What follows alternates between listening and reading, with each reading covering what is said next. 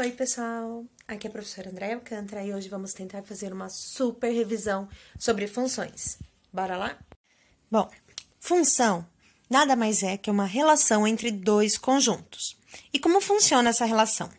A gente tem o primeiro conjunto e os elementos que pertencem a esse primeiro conjunto, ele sofre uma transformação e resulta em elementos que estão contidos no segundo conjunto.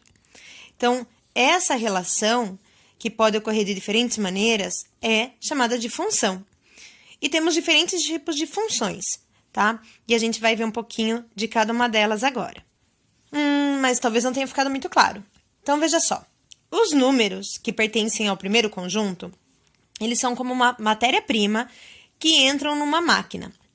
Essa máquina, ela vai fazer diversos procedimentos, dependendo do produto final que eu preciso ter. Então, assim, os números que entram no formato de matéria-prima, que a gente chama de domínio, por quê? São eles os determinantes do que vai resultar.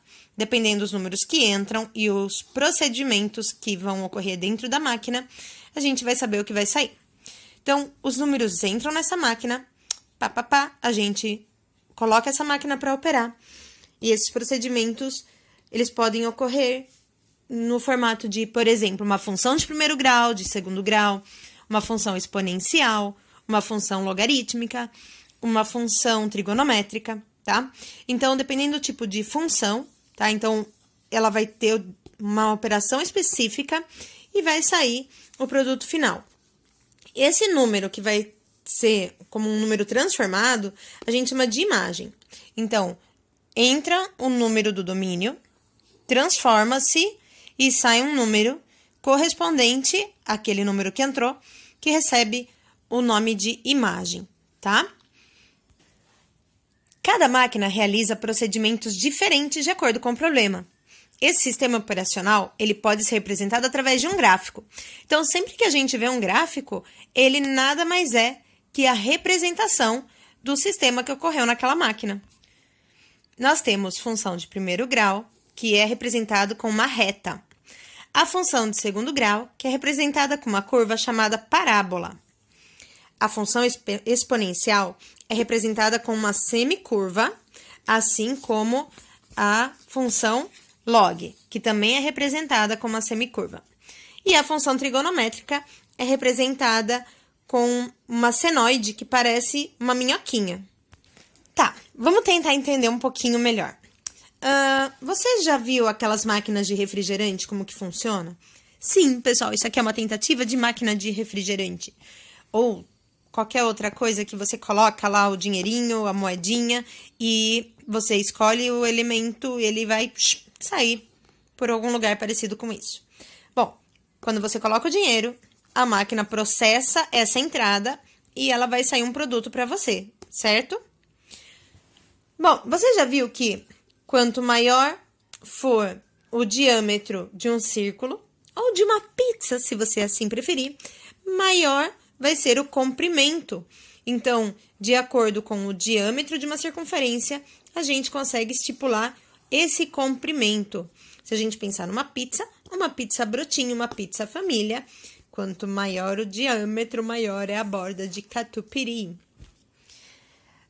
Ou, para quem já viu aquelas bolinhas que vendem, que você coloca a moedinha e as crianças ficam doidas querendo todas as bolinhas coloridas que vendem ali, você coloca a moedinha, algumas pedem 2, 3 moedinhas, né? Você coloca a moedinha, gira a alavanca, isso aqui é uma tentativa de alavanca, e vai sair uma bolinha colorida, talvez por aqui, certo? Ou quem é mais da área de esporte, quando você lança, você já viu ou já lançou uma bola de basquete e viu o movimento que ela faz, caso você consiga fazer o lançamento perfeito e ela, entrar na cesta, tá? Então, esse movimento também, ele é uma função. E, sabe quando uma criança pega piolho na escola e, de repente, a escola inteira tá com piolho? Então, isso também é uma função, tá? Cada uma dessas situações, ela pode ser representada através de uma função, tá? Aqui, a gente tem a função de primeiro grau. Aqui, a gente tem uma função de segundo grau. aqui uma função exponencial, tá? E... Ai, tá, o que é isso? Ah, não, eu não tô tão atrapalhada assim como eu costumo ser. Na verdade, um terremoto é também um tipo de função que a gente consegue analisar com a função logarítmica, tá? É uma função log que determina o nível de um terremoto, tá? A amplitude de um terremoto na escala Richter. E sabe quando, ao longo do ano, o Sol vai mudando a posição num horário específico? Você observa o Sol na tua casa, ao longo do ano vai mudando esse posicionamento, e daí no outro ano, esse posicionamento ele se repete naquele mesmo período? Esse tipo de função é uma função periódica que a gente consegue representar com a função trigonométrica. Tanto com a função seno ou cosseno, quando a gente tem uma situação periódica, como a movimentação do Sol ou as marés, a gente consegue, então, representar isso através de uma função trigonométrica. Então, olha só, a função de primeiro grau. Ela é chamada de primeiro grau porque o comportamento sempre, quando é uma situação desse tipo, é mais ou menos assim, ó. Função de x. Então, é um comportamento que eu dependo do valor do meu x. Quem é esse x? Lembra da nossa máquina? É o domínio, é o número que vai entrar na máquina, sofrer uma determinada operação e sair no formato de imagem, tá?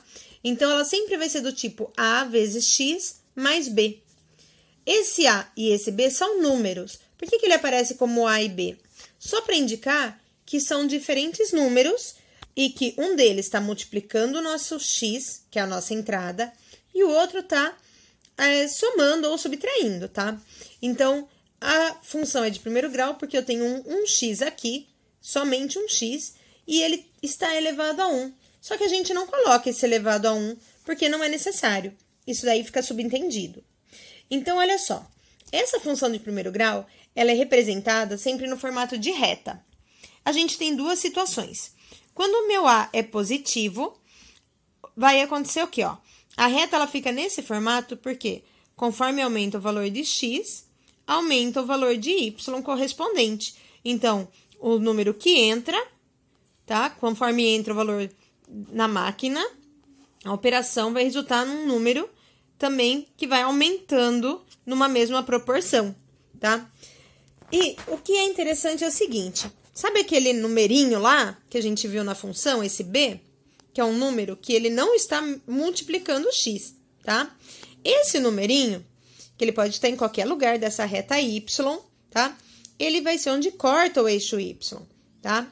Então, para eu saber exatamente em que posição a minha reta passa nessa linha que está em pé, basta olhar esse numerinho aqui.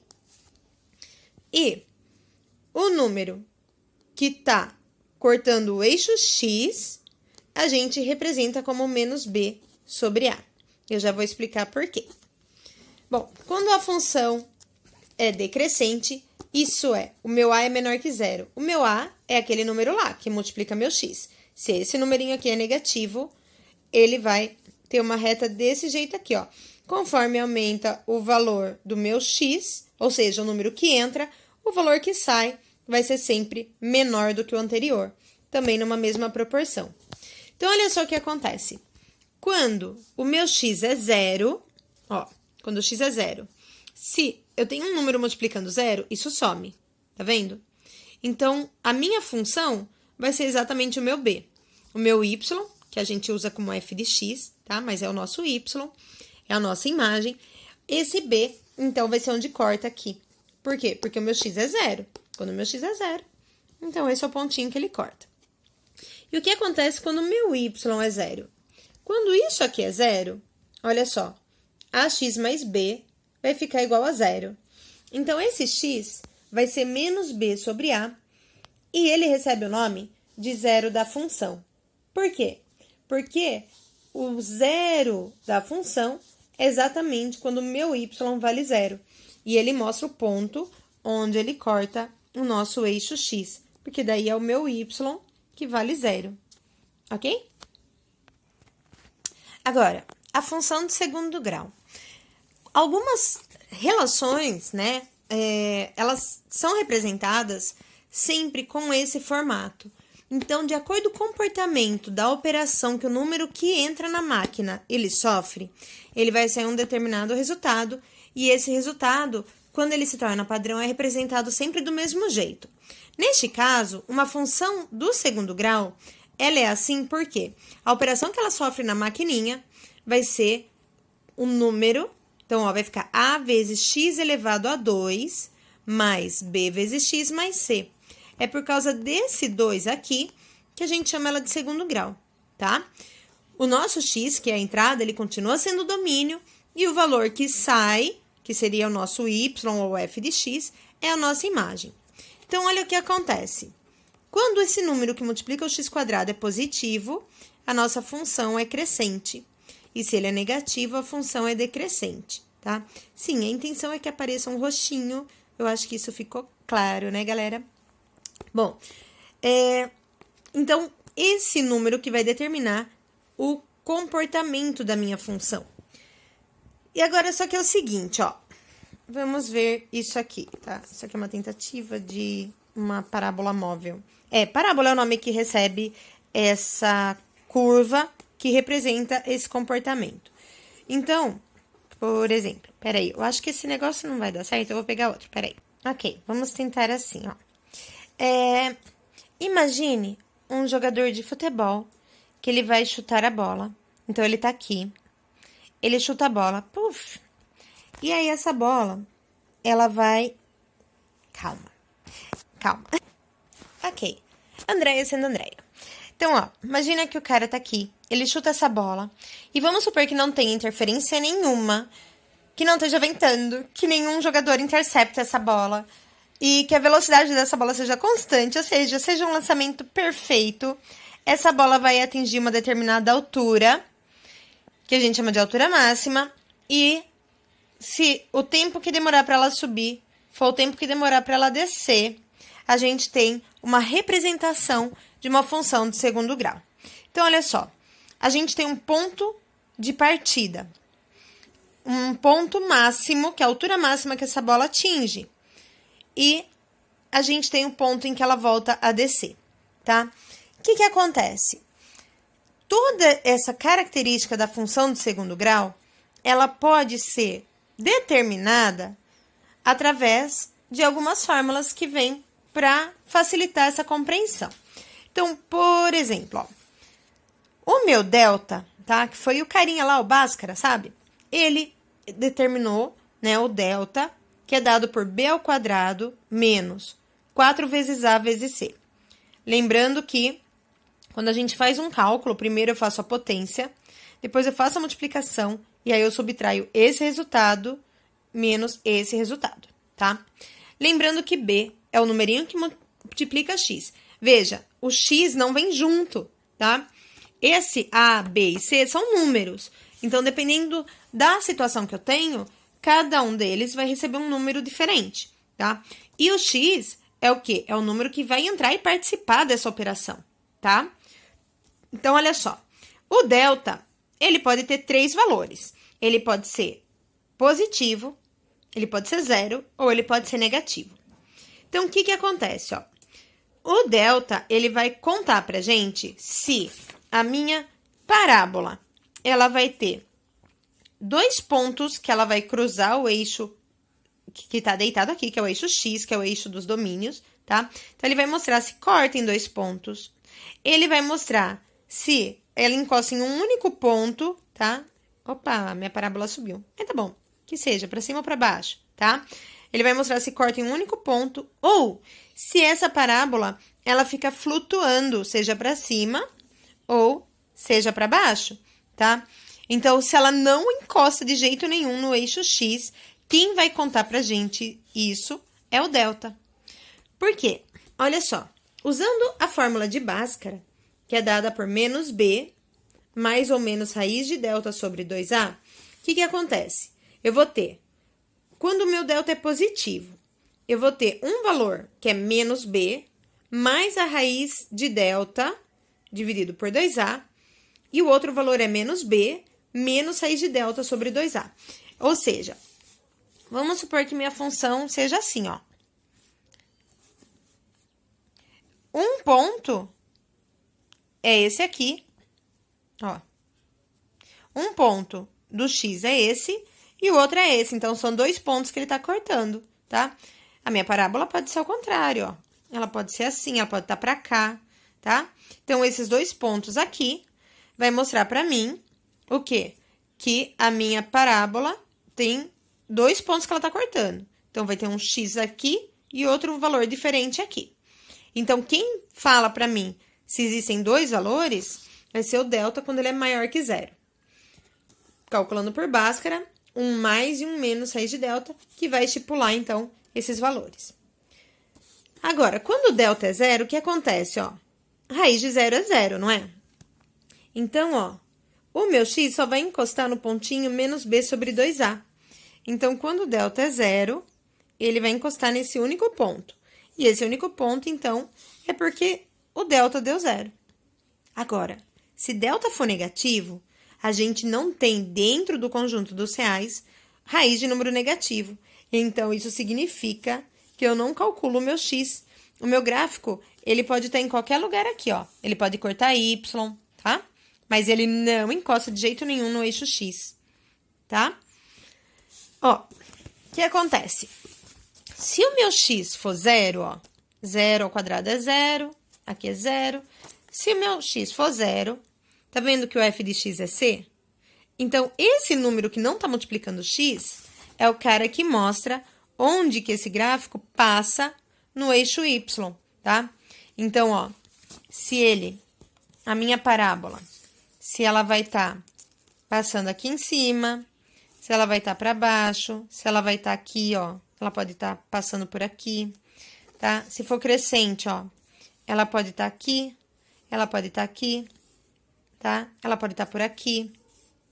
Então, o ponto exato onde corta no y é o número que não tem x que vai mostrar, tá? Agora, toda parábola, ela vai ter o limite, né? Que é, como eu falei no caso da bola de futebol, a altura máxima. Essa altura máxima, né? Ou se for um ponto, que seria aqui o ponto mínimo, tá? Se a minha parábola tá assim, é chamado de vértice. Então, essa pontinha aqui é o meu vértice. E o vértice é menos b sobre 2a, e o x do vértice, né? E o y do vértice é menos delta sobre 4a. Essa coordenada, então, que mostra, olha só, aqui. Ela vai mostrar o quê? O valor do x do vértice e o y do vértice, tá? Essa coordenada aqui vai mostrar o limite do meu gráfico. Então, ó, esse limite, esse x do vértice, ele vai ser o ponto médio entre as duas raízes, tá? Então, independente de onde tiver, se eu somar esses 2 valores de x e dividir por 2, eu acho x do vértice. E aí, eu posso achar y do vértice, tanto pela fórmula, como eu colocando o x do vértice aqui e achar na própria função do segundo grau o correspondente, ou seja, a hora que eu jogo o meu domínio, tá? Que no caso, o meu domínio, para determinar o ponto máximo ou mínimo, é o x do vértice, eu vou ter a minha imagem aqui, que é o meu y do vértice, tá? Que é a coordenada correspondente.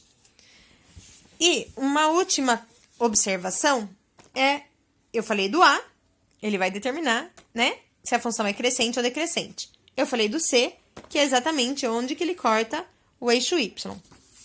Mas e o B? O que esse carinha faz aqui? O B é o seguinte, ó. Vamos olhar para a função crescente, tá? Quando o meu B é positivo, tá? E a minha função é crescente, ele vai cortar o eixo y, independente se é embaixo ou em cima, tá? Independente disso. Mas a linha do meu gráfico, ele vai cortar na subida. Então, olha só. Quando a função é crescente, ó, desce, desce, desce, sobe, sobe, sobe. Então, tá difícil o meu gráfico aqui, né? Mas vamos lá, espero que esteja sendo possível de entender. Essa parte que sobe do gráfico, ele vai cortar, então, o eixo y quando o b é positivo. Se a função é decrescente e o b é positivo, ó, Sobe, sobe, sobe. Então, na parte que sobe, que ele vai cortar, tá? Independente se o Y vai estar aqui, ó, para baixo ou para cima, tá? Mas é na subida. Quando o meu B vale 0, o eixo Y, ele vai dividir o gráfico no meio, tá? Então, ele vai ser como um eixo de simetria. O gráfico, ele vai passar exatamente dividindo, o eixo Y vai dividir esse gráfico ao meio, tá? E quando B é negativo, ele corta na descida. Então, ó, sobe, sobe, sobe, desce, desce, desce, tá vendo?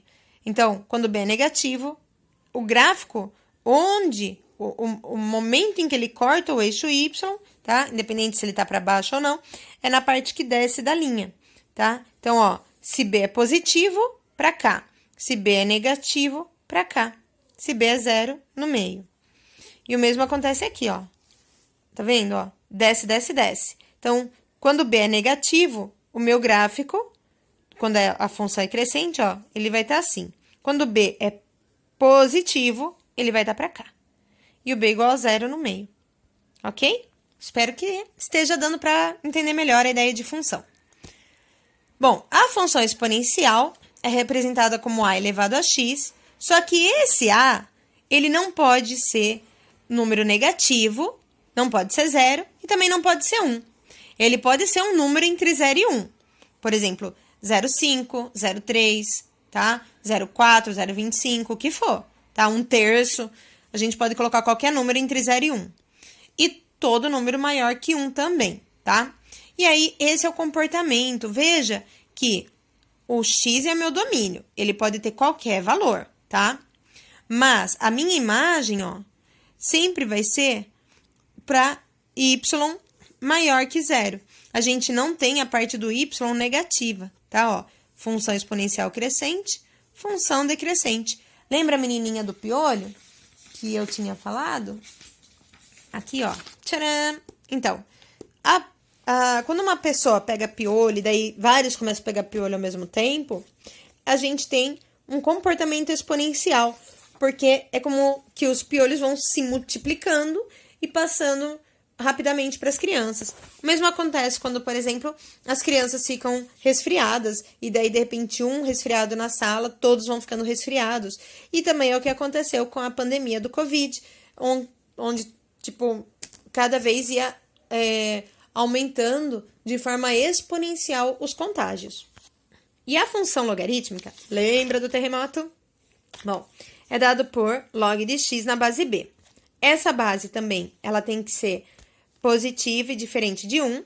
E esse x, ele sempre vai ser um número maior que 0. Ou seja, olha só o comportamento gráfico. A gente não tem x negativo e nem x igual a 0 numa função log, tá? Bom, e é isso, pessoal. Espero que tenha dado uma clareada sobre a ideia essencial sobre funções, tá? Que vocês tenham realmente entendido a alma do negócio, tá?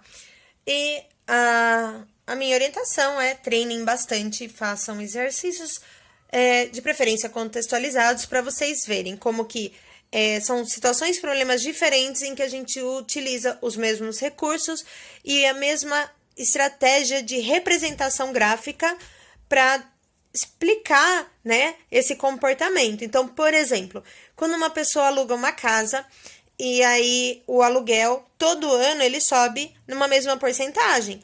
Isso pode ser representado através de uma função do primeiro grau. E você consegue olhar para uma reta e compreender todos os aumentos que tiveram e os aumentos que ainda vão ter em relação a esse aluguel, tá? Por exemplo, quando você utiliza o chuveiro, quanto mais tempo, mais energia gasta. Isso também pode ser representado através de uma função do primeiro grau, tá? Ou o uso de água, tá? Você consegue utilizar como recurso a representação de uma reta, tá? Para compreender por exemplo, se eu uso 5 minutos meu chuveiro, eu vou estar gastando tanto de energia e eu vou estar pagando um determinado valor.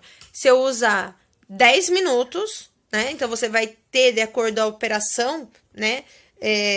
Para aquele gasto, você vai conseguir compreender de forma proporcional o gasto. Agora, eu vou reduzir, vou tomar 3 minutos de banho. Nesse frio fica mais difícil. Eu não sei o que é pior, né? O banho no frio ou no calor. Porque no calor você quer água gelada pra se refrescar. E no frio você tá naquela água quente, tem medo de desligar o chuveiro. Mas, gente, ó, precisa ter consciência. Tem que usar com sabedoria. Consumir de forma adequada. Tanto a água como todos os equipamentos elétricos, tá? Porque todos dependem de recursos da natureza. E a gente só vai continuar tendo acesso a esses recursos se a gente souber cuidar. Então, ó, consciência aí no uso, hein? Então, veja só, para reduzir uma conta de energia ou conta de água, você consegue, pela representação de uma reta, entender o quanto você deve consumir para gastar menos, entendeu? Outra situação, uma empresa que quer estipular o lucro que ela consegue obter na venda de determinado produto. Então, quando a pessoa tem uma empresa, é a função de segundo grau que vai mostrar o comportamento e o lucro máximo que a pessoa consegue obter para a venda de determinado produto, tá? E tudo vai depender do quê? Do custo que ela tem. Então, ela tem o custo, ela tem o valor que ela vende e aí ela consegue determinar o lucro.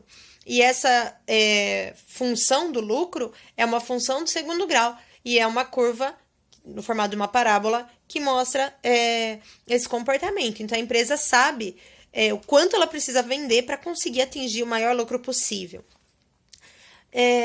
Um outro exemplo de outra situação, quando a gente tem, por exemplo, um alimento que estraga. E esse alimento, por exemplo, uma laranja estragada. Se você deixar essa laranja num saco com laranjas saudáveis, as outras laranjas vão estragando e esse comportamento é uma função exponencial, tá? Em que os fungos que estão ali, eles vão aumentando a sua quantidade e atingindo e contaminando outras laranjas saudáveis, por exemplo. Os batimentos cardíacos, tá? Quando você vai fazer um check-up geral num cardio, o gráfico, né, dos batimentos cardíacos são funções senoides. E é a função trigonométrica, né, a função seno e cosseno, que mostra o comportamento e o médico analisando essas informações, ele consegue saber se o seu coração está batendo no ritmo adequado ou se existe algum problema, tá? Bom, então é isso, pessoal. Meus cachorros já estão dando ar das graças, já estão latindo e atrapalhando o meu vídeo, mas eu espero que tenha clareado um pouco a ideia de função e que vocês realmente compreendam que cada situação, problema, a gente consegue compreender o seu comportamento através da matemática. Bons estudos!